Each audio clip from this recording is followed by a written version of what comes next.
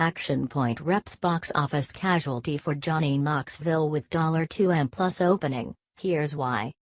That's the lowest wide release debut of the star's career, and a major setback for the prankster whose 4 Jackass films have made the studio close to $500 million worldwide off combined budgets just north of $50 million over a 16-year period.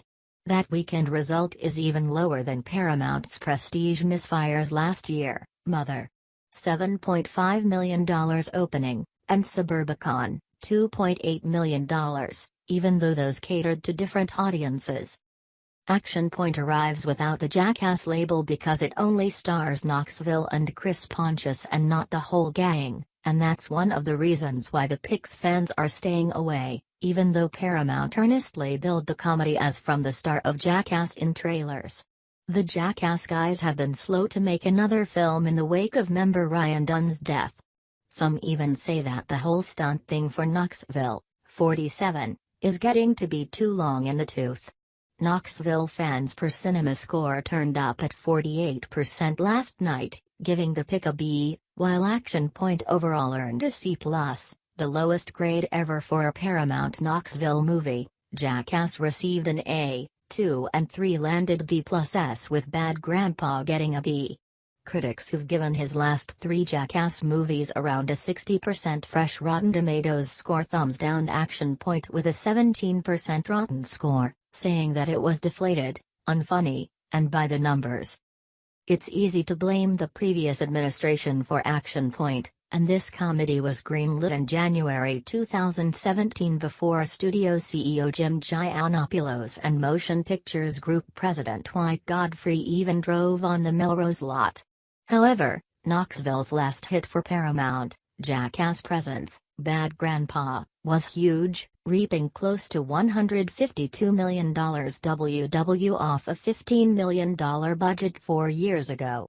Even though he's spaced his comedies apart over the last several years, Knoxville always rebounded and never grew stale.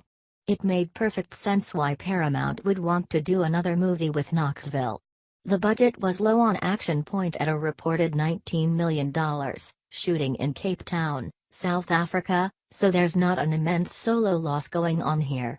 But the bombing further speaks to how hard it is to launch an original R-rated raunchy comedy in this day, and the casualties continue to build up. Read The House, $8.7 million, $25.5 million, and Rough Night, $8 million, $22 million.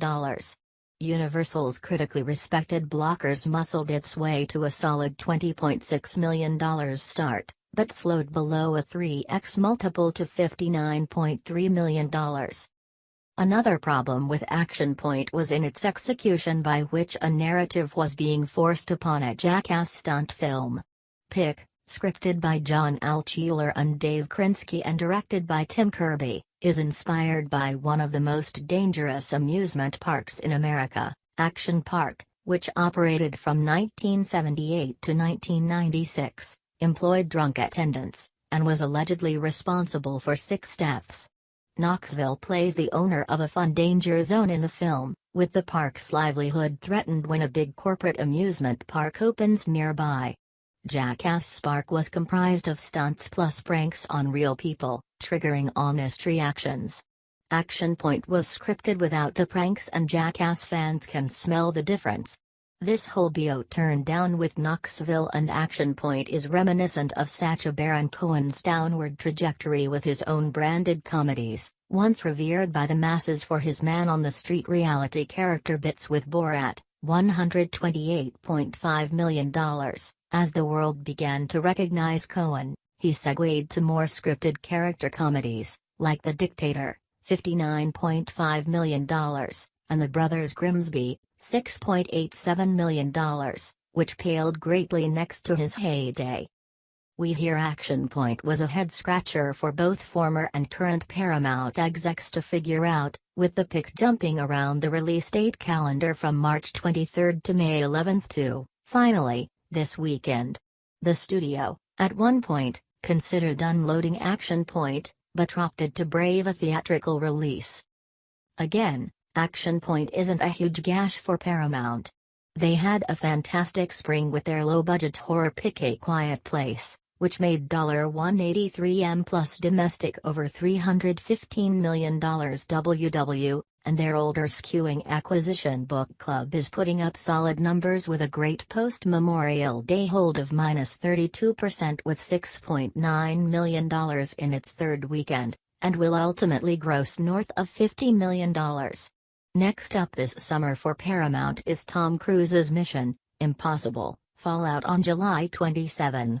In regards to Knoxville, he always split his time between his comedies and popcorn picks like Teenage Mutant Ninja Turtles and The Dukes of Hazzard.